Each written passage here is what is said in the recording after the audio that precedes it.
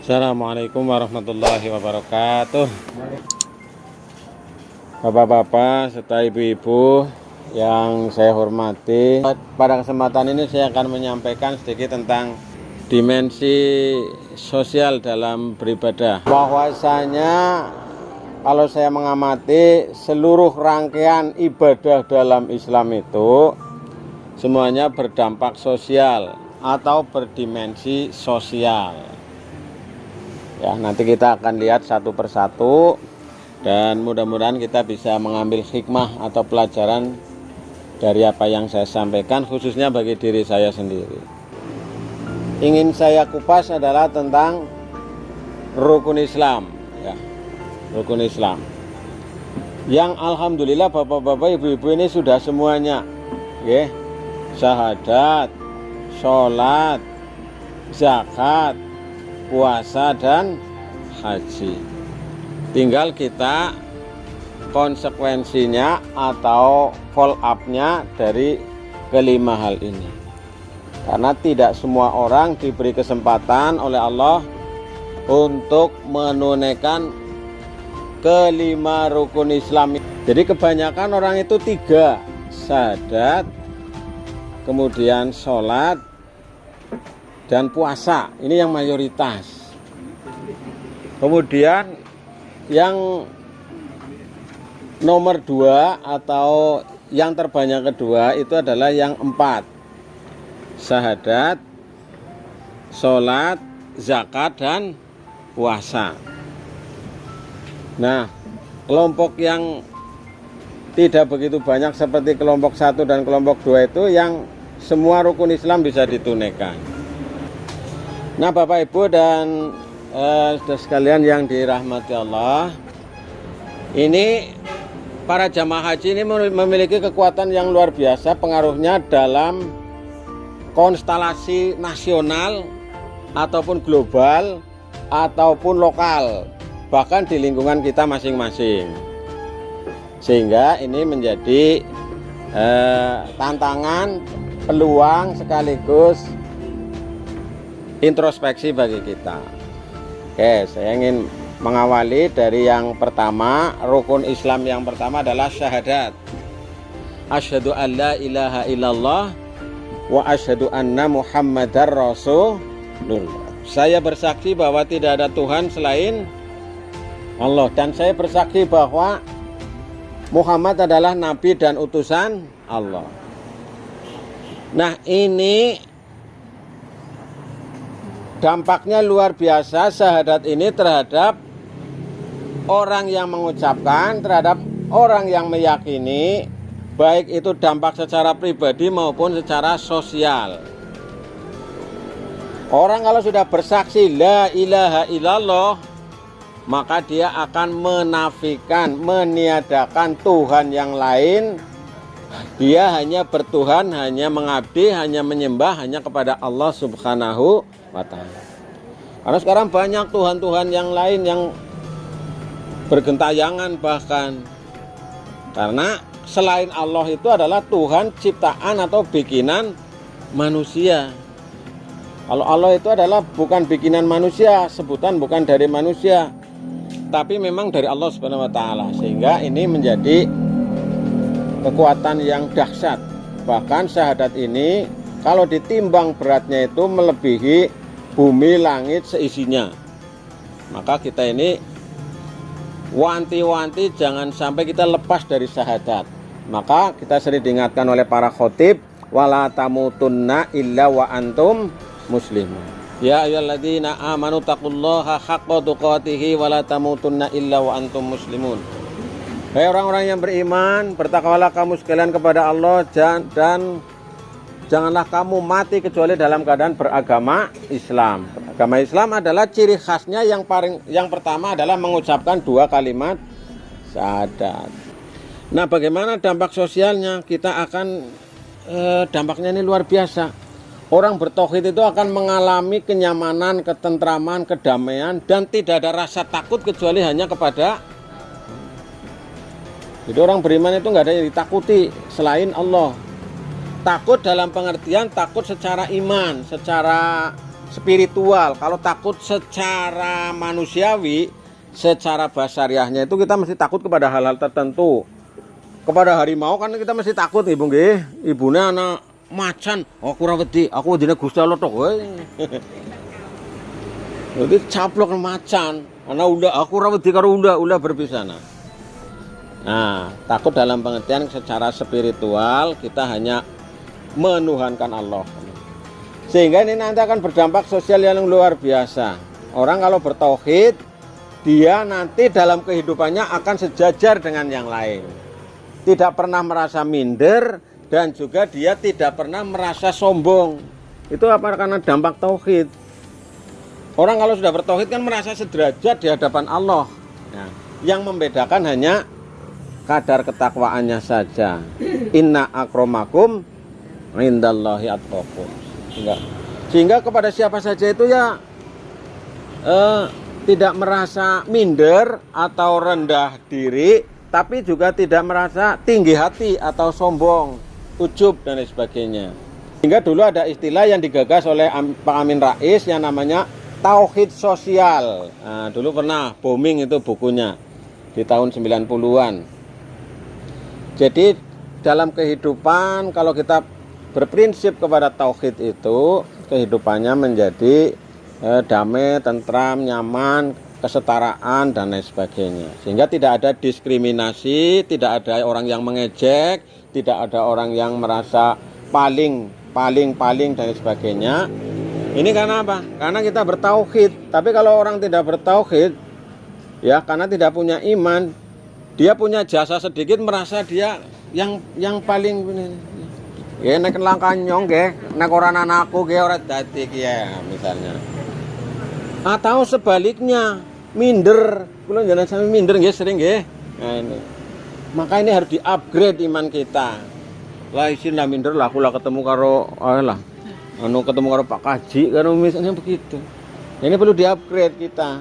Nah, ini kalau Pak Kaji kan insya Allah sudah tidak begitu. Kita sudah sederajat sama kedudukannya di hadapan Allah sehingga tidak ada sombong kalau naik ke atas dan tidak ada minder ketika kita turun ke bawah, sehingga kita sama kedudukannya di hadapan Allah.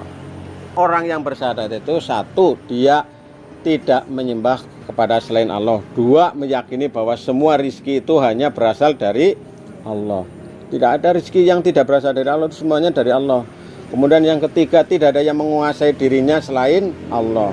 Kemudian yang berikutnya, tidak ada yang menjadi tujuan hidup selain Allah. Inna sholati wa nusuki wa mahyaya wa mamati lillahi rabbil. Jadi dahsyat sekali ini syahadat. Maka orang yang baru masuk Islam itu supaya mengucapkan 2 kalimat syahadat. Bahkan ketika kita mau nikah juga diingatkan oleh biasanya penghulu supaya mengucapkan syahadat. Iya, bukan orang bisa mengucapkan syahadat sih, bukan orang Islam. Kalau bukan orang Islam susah mengucapkan syahadat, Pak. Iya, mungkin ya bisa tapi enggak lengkap gitu ya. Dan ini burung beo pun bisa mengucapkan syahadat, cuma burung beo itu kan beda dengan manusia. Burung beo ketika diajari oleh kita, mungkin bapak-bapak ibu-ibu punya burung beo ya bisa mengucapkan asyhadu alla ilaha illallah.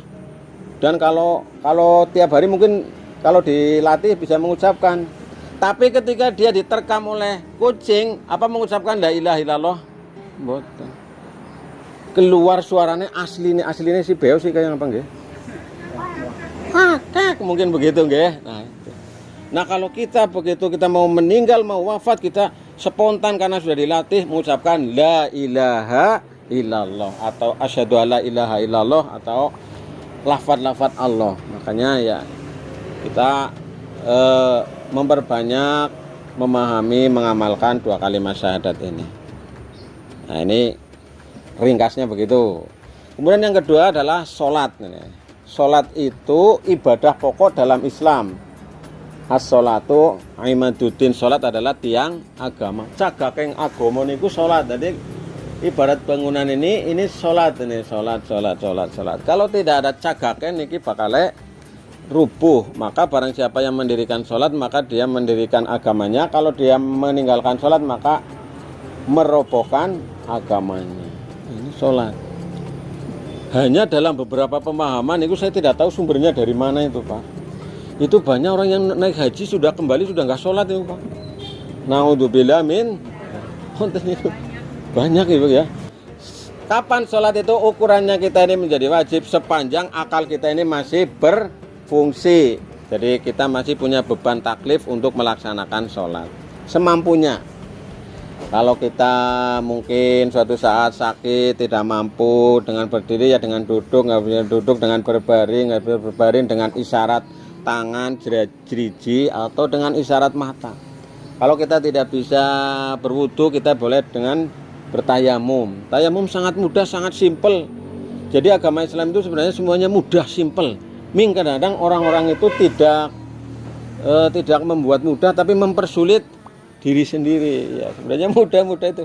Agama Islam itu kan sesuai dengan fitrah manusia, sesuai dengan naluri manusia, sesuai dengan kondisi manusia zaman sekarang. Sholat ini misalnya, coba dulu Nabi Muhammad diperintahkan waktu Isra Mi'raj itu menurut kisah sholatnya 50 waktu.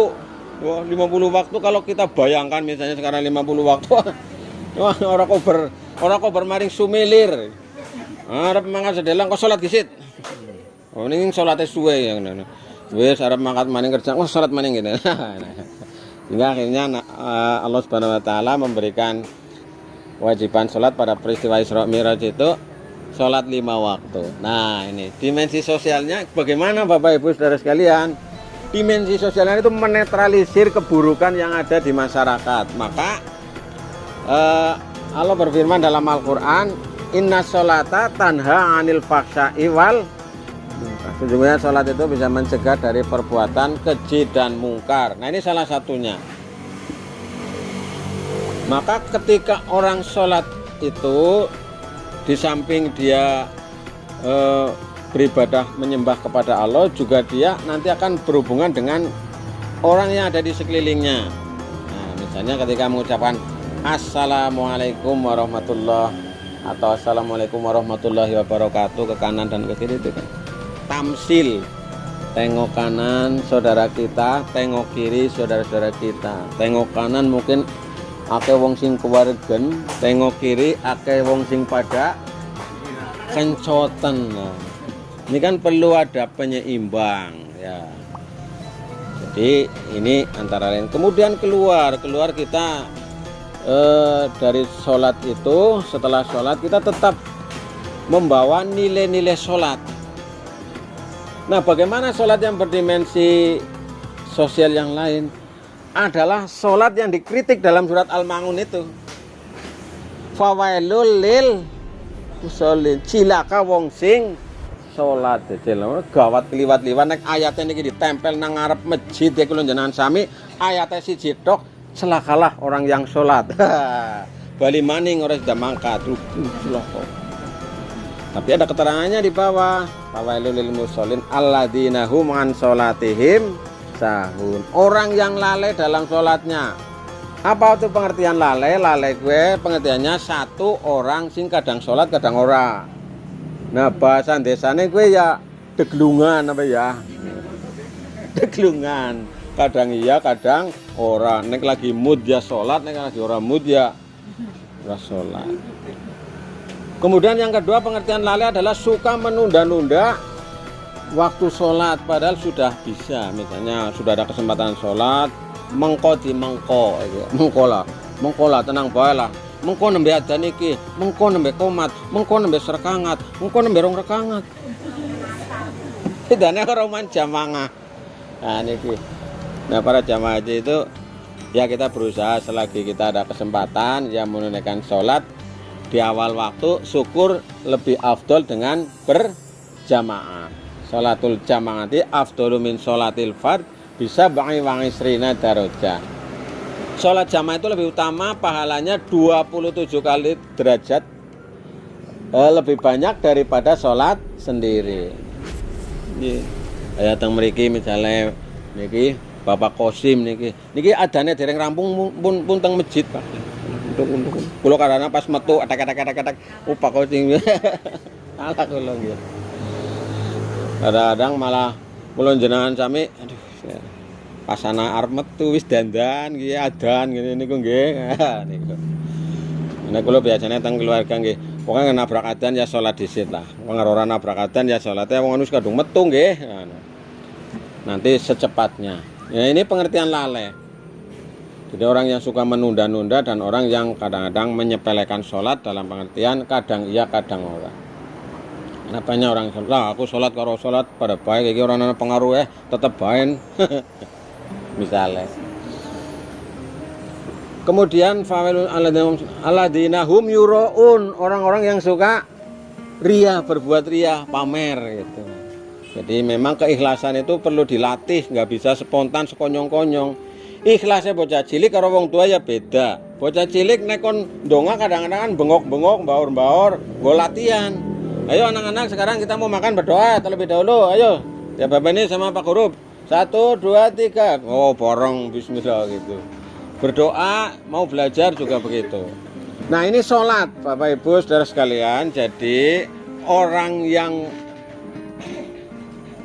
yang sudah pada tingkatan tinggi di dalam sholat itu bukan sebagai sebuah beban, bukan sebagai sebuah kewajiban, tapi sebagai kebutuhan.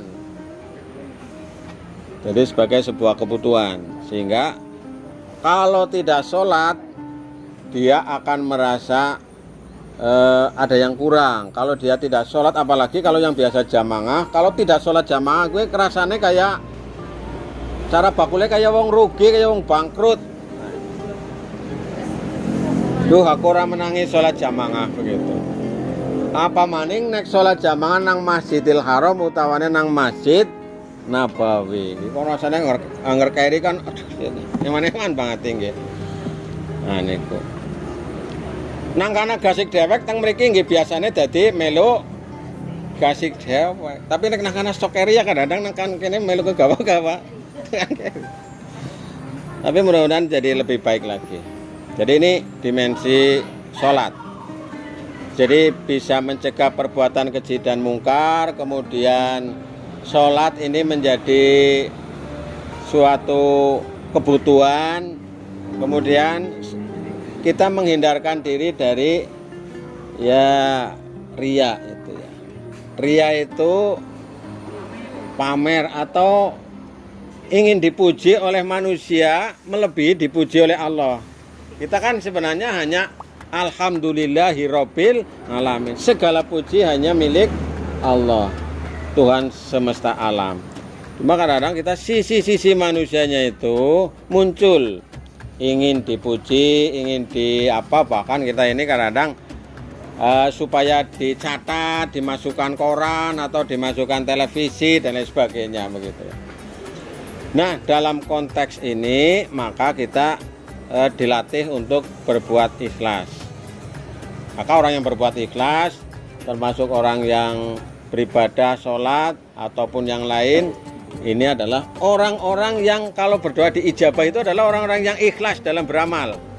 Monggo kula jenengan sami nek ndonga maring Gusti Allah, ngolet amal sing ikhlas kanggo wasilah kula panjenengan sami nyuwun maring Gusti Allah. Ya Allah, niku namanya wasilah. Wasilah yang diperbolehkan adalah wasilah dengan amal perbuatan masing-masing, bukan wasilah kepada orang yang sudah meninggal, tapi wasilah tawasul dengan perbuatan kita. Nah, ini kita berdoa. Mungkin pernah beramal apa kita yang ikhlas kita sampaikan kepada Allah untuk dikabulkannya dengan cepat doa kita. Nah, ini diantaranya. Kemudian alladzina fawailul lil musallin alladzina hum an salatihim sahun alladzina hum yuraun wa yamnaunal. Jadi enggan menolong dengan barang yang berguna. Nah, orang yang celaka, orang yang sholat tapi celaka, jadi tidak suka membantu saudara-saudaranya, tidak peduli dengan saudara-saudara kita, dengan tetangga kita, dengan ya nasib siapa saja yang kita bisa, ya. Maka ini nanti kaitannya dengan rukun Islam yang lain. Sehingga kita ini perlu menggalakkan, menyuarakan, mengimplementasikan. Nah ini yang kedua, dan masih banyak lagi dimensi yang lain, apalagi kalau kita sholatnya sholat jamaah. Kita kan jadi ketemu jadi tanya, nanti yang nggak berangkat ditanya, ya si fulan mboten mangkat jamaah nggih, Oh lagi sakit misalnya, kan kita jadi tahu informasinya, mungkin nengok atau kita ya minimal mendoakan. Oh kayak lagi duwe bayi misalnya, kan kita jadi ikut senang. Oh lagi berduka, itu saudaranya baru ada yang meninggal, kita ikut berempati, simpati, dan kita ikut berduka dan sebagainya. Ini luar biasa. Jadi ajaran Islam itu dimensi sosialnya ini luar biasa. Maka ada istilah yang belum lama sebenarnya muncul dalam wacana keislaman itu yang namanya kesalehan sosial.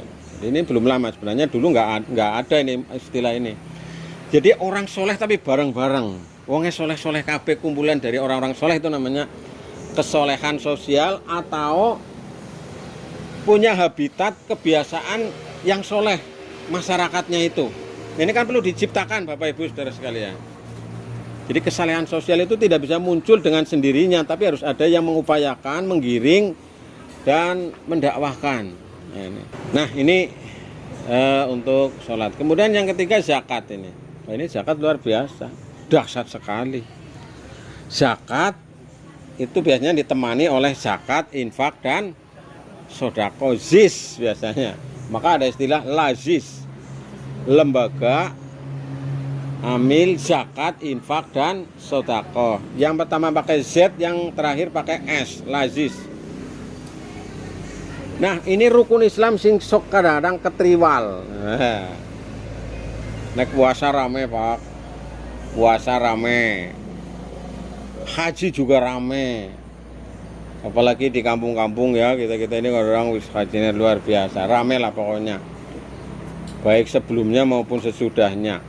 Nganti tekan tindaknya mangkatnya diring-iring, sing tindak tiang setunggal, sing iring-iring nanti wong pirang-pirang nganggo speaker karo maca sholawatan nang tengah dalan. Tua niku. Ini luar biasa. Tapi rupa-rupanya zakat ini banyak yang belum tersosialisasikan dengan baik, dan sekarang sudah muncul kesadaran itu. Karena zakat itu adalah jembatan. Jadi ibaratnya itu ini miskin, ini kaya. Nah ini jembatannya adalah zakat ini. Jadi kalau ada jembatan itu, orang yang miskin ya bisa seperti orang kaya bisa merasakan menjadi orang miskin. Jembatannya itu adalah zakat, infak, dan sedekah. Nah, orang berzakat itu kan sebenarnya harta miliknya orang miskin ini. Orang yang berhak menerima ini, pada harta orang kaya itu ada hak untuk Allah, yang dalam hal ini adalah nanti untuk orang fakir miskin dan 8 asnaf itu. Sehingga ini kalau nggak diberikan ke sini lewat amil ini, berarti dia memakan hak harta yang bukan haknya. Nah, ini kan mengkampanyekan kesadaran seperti ini kan butuh waktu. Tidak begitu saja, karena zakat itu adalah mentalitas. Sebenarnya 2,5% itu kan untuk ancer-ancer saja. Iya, kalau misalnya lebih ya boleh-boleh saja. Wah, angel teman 2,5% iki lah. 10% nang apa sih misalnya. Iya, karena itu masalah mental. Kalau sudah tindak niat zakat ya di otak-atik sing akhirnya malah jadi ora sida zakat. Otak-atik golek pendapat sing anu kuwe. Contoh misalnya nanti dia akan mencari pendapat yang namanya zakat profesi itu tidak ada zakatnya. Ya, misalnya karena memang tidak ada motivasi awalnya untuk berzakat, tapi kalau dia ingin berzakat, saya mencari yang membuat saya berzakat semangat, ada dasarnya, ada tuntunannya, dan seterusnya. Hingga ketika berzakat, bahkan tidak cukup dengan zakat saja itu. Zakatnya sih kurang saya. Harta saya masih banyak ini. Lalu ada infaknya. Infak juga saya masih belum cukup ini. Harta saya terlalu banyak, saya dompetnya cilik tapi duitnya akeh. Ya sedekah. Wis zakate wis, infake wis, sedekah esi duitnya, Pak. Duitnya pirang-pirang, sake esi mentelep-mentelep, tok namane nggo ngapa, nggo wakaf. Sehingga itu wakaf sekarang itu luar biasa. Maka sekarang negara mulai melirik sekarang yang namanya zakat, yang namanya wakaf bahkan ya karena negara kayak gitu. Jadi zakat itu kalau sudah memenuhi, kalau ukuran tahun itu namanya haul, kalau ukuran batas minimal itu namanya nisab. Ya, jadi yang sudah memenuhi nisab atau haul itu hendaknya memberikan. Sebaiknya diutamakan itu melalui amil. Karena kalau lewat amil itu kan nanti akan didistribusikan, dipetakan. Ya. Dipetakan. Nanti fakirnya ada berapa yang perlu kita berikan, nanti berapa persen, miskinnya berapa, kemudian amilnya berapa, kemudian ghorimnya berapa, sabilillahnya berapa, ibnu sabilnya berapa, kemudian mu'alafnya ada enggak. Nah ini misalnya, kemudian sabilillah dan ibnu sabil gitu. Sehingga ketika zakat kayak kemarin misalnya Ramadan kan mandan gagah bisa bagi-bagi duit kepada YTH guru Wiyata Bakti non sertifikasi, mohon hadir untuk menerima. Mohon maaf kami tidak bisa mengantar sendiri, mohon hadir. Cung lumayan niku nggih. Itu orang miskin ya. Meskipun mungkin belum semuanya, tapi paling tidak kita sudah ada upaya. Maka ini sedang diupayakan lazismu ya. Kalau kita kantornya di Masjid Nikmatul Ittihad ini sementara ini. Jadi ini kekuatan luar biasa ternyata lazis setelah jalan itu luar biasa nih Pak Haji, Bu Haji. Bisa terkumpul besar sekali itu. Itu baru zakatnya misalnya, belum infaknya, belum sodakohnya. Nah ini perlu proses, tapi nanti lama-kelamaan insya Allah akan muncul kesadaran. Coba nanti kalau misalnya satu cabang infak sodakohnya misalnya 1 kali Ramadan dan Idul Fitri 1 miliar misalnya. Itu kan enak, di sekarang bangun gisit, cung, bah misalnya gitu. Di sekarang bangun gisit, tahun ngesuk ya, tahun besok ya untuk yang sana dan sebagainya. Nah ini kekuatan zakat, infak dan sodakoh. Sehingga dulu pada zaman Abu Bakar itu orang yang tidak mau zakat itu termasuk orang yang diperangi itu. Karena dianggapnya zakat itu selesai setelah Nabi Muhammad wafat. Rampung wis ora ana kewajiban zakat. Nah ini zakat itu akan mengalirkan, memutarkan keuangan di antara orang yang kaya dengan orang yang miskin. Sehingga orang miskin itu tidak merasa berkecil hati, minder, tapi dia merasa senang karena mendapatkan bagian atau hak-hak. Dan sebenarnya kaya dan miskin itu kan hanya sebutan saja. Coba kita renungkan nanti kalau kita misalnya sudah meninggal, sudah wafat, ya nggak ada yang dibawa oleh kita kecuali amal kita masing-masing. Bahkan tadi harta yang kita berikan, zakatnya, infaknya, sodakohnya, wakafnya, itu yang nanti akan dibawa dia langsung mengiringi. Begitu dibawa ke kubur alam barzakh itu sudah mengiringi dia. Tapi harta yang tidak kita berikan, ditasarufkan di jalan Allah, ya ditinggal. Kalau kita punya keturunan ya nanti akan keturunannya kalau yang dia berilmu, beranak soleh, dia akan memanfaatkan dengan baik. Tapi kalau keturunan misalnya naudzubillah min dzalik itu adalah orang yang tidak pengetahuan agamanya tidak ada, wah malah rebutan. Iya, rebutan malah jadi fitnah dan sebagainya. Mulai kemarin itu ada di berita ya, anak mau menggugat ayah kandungnya gitu. Akhirnya dirayu-rayu, persuasif itu akhirnya kemudian dia tidak jadi menggugat, ada yang dibatalkan. Tapi ada juga itu dendam, kusuma dan sebagainya. Karena memang kalau tanah itu kalau sampai tidak sesuai dengan aturannya nanti akan timbul fitnah dan itu keberkahannya akan dicabut oleh Allah Subhanahu wa taala. Banyak itu, di mana-mana itu banyak. Begitu orang tua meninggal, bus, hartanya langsung hilang, bus, tak ada bekasnya sedikit pun, itu banyak. Di Majenang juga banyak.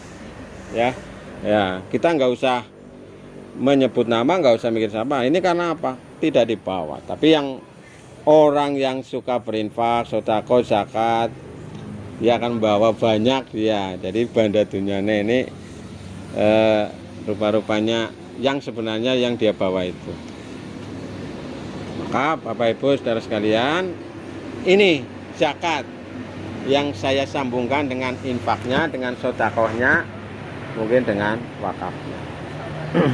Kita sebisanya, semampunya, sekongange. Kalau saya mungkin bisanya ngompori, ngordinir. Kalau bapak-bapak mungkin ya bagian sangjungnya, ya semuanya kita saling melengkapi.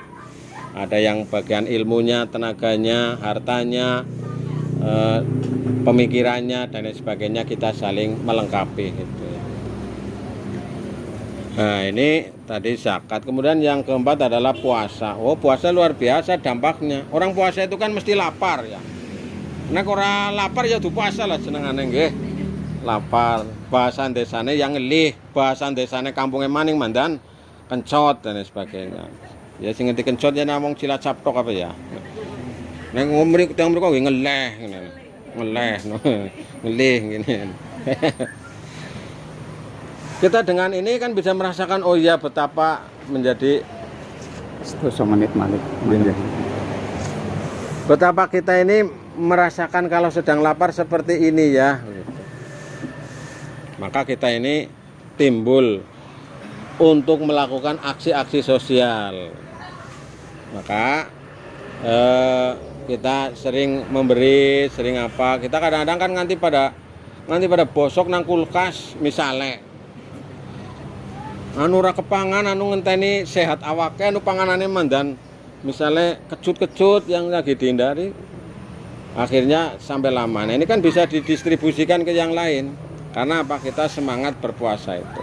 Kemudian dengan berpuasa itu juga kita banyak sekali hikmah-hikmah yang terkandung di dalamnya. Misalnya kita ketemu dalam sholat taraweh, kemudian kita suka memberi, kemudian kita iktikaf, kemudian kita membaca Quran dan seterusnya. Dampaknya luar biasa. Sehingga ini nanti akan mewujudkan kesalehan sosial. Maka puasa yang kita jalani kemarin ini, di akhir ini kita ucapkan taqabbalallahu minna wa minkum. Mudah-mudahan Allah menerima amal ibadah Anda, kami, dan kita semuanya. Diterima Allah puasanya, diterima Allah sholatnya, diterima Allah zakatnya, dan seterusnya. Nah ini tentu kita sangat berharap puasa yang kita jalani ini asarnya, bekasnya masih sampai sekarang. Maka sekarang disebut bulan Syawal karena bulan peningkatan. Maka kita ini introspeksi, keimannya lagi bar puasa, ketone nambah apa ngurang apa aja gini. Kan sing ngerti kan masing-masing nggih. Alhamdulillah nang ati nggih, aku masih iki dari tambah imane aku siki lah. Aku ora seneng rasane siki wis, aku ora seneng sing neko-neko maksiat dan sebagainya, aku wis iki. Dalam hati kita. Maka ini puasa dampaknya luar biasa, sehingga tadi disebut puasa itu bisa membawa orang kepada kesucian ya. Barang siapa yang berpuasa karena iman dan mengharap rahmat Allah, maka dosa-dosanya akan diampuni yang telah lalu. Ini luar biasa. Nah yang terakhir adalah haji ini. Wah, haji luar biasa. Bahkan haji dalam beberapa kesempatan itu kan sering disampaikan ukuran kemabruran seseorang itu ketika berangkat dan pulang itu, pulangnya dia menjadi lebih baik ya, lebih loman, lebih suka memberi, lebih rajin jamaah, lebih rajin ibadah dan seterusnya. Maka ini ibadah haji itu adalah untuk puncak spiritual seseorang. Kalau tadi di awal kita syahadat, maka ketika naik haji kita juga mengucapkan labbaik la syari. Jadi kita tidak boleh menyekutukan Allah ketika itu. Haji kok hubungannya menyekutukan ya ini. Jadi memenuhi panggilanmu ya Allah, kami datang memenuhi panggilanmu ya Allah.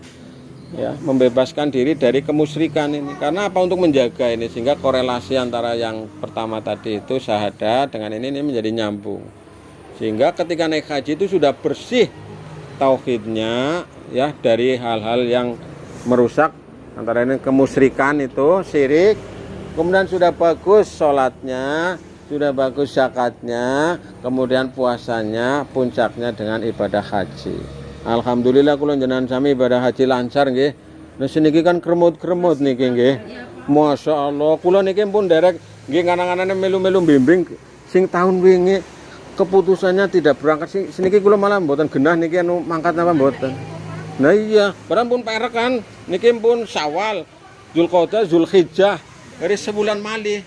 Ini merupakan ujian berat bagi kita, sehingga kita doakan mudah-mudahan saudara-saudara kita yang sudah berniat haji ini sudah dicatat oleh Allah, nilainya sudah seperti naik haji.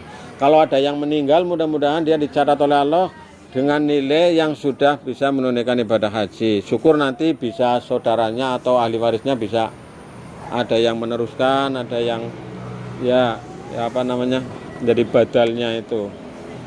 Kalau tidak bisa.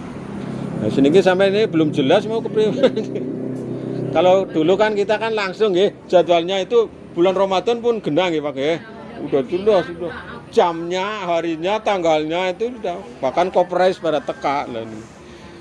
Nah ini haji ini sebagai puncak. Maka dulu kalau zaman dulu ada orang naik haji pulang itu udah luar biasa. Hampir semua pimpinan-pimpinan pejuang zaman dulu itu adalah orang yang pulang dari haji itu. Di tanah Padri sana itu Padang dan sebagainya, Aceh itu kan haji siapa itu. Karena sepulang dari sana semangat sekali berjuangnya di jalan Allah. Nah, maka dari itu kita ini mari bersama-sama ya menjaga istiqomah dalam beribadah supaya kita ini tetap terjaga kemabrurannya. Al-hajjul mabrur laisa jaza illal jannah. Haji yang mabrur tidak ada balasan yang lain selain surga. Mudah-mudahan kita ini termasuk haji mabrur yang kelak dimasukkan surganya Allah Subhanahu wa taala. Amin. Makatan para bapak, para ibu lan sedherek daya ingkang kula hormati, ingkang saged kula aturaken mbok pilih kula ngature wonten sing mboten kepenak, mboten niku nyuwun pangapunten nggih ibu-ibu nggih.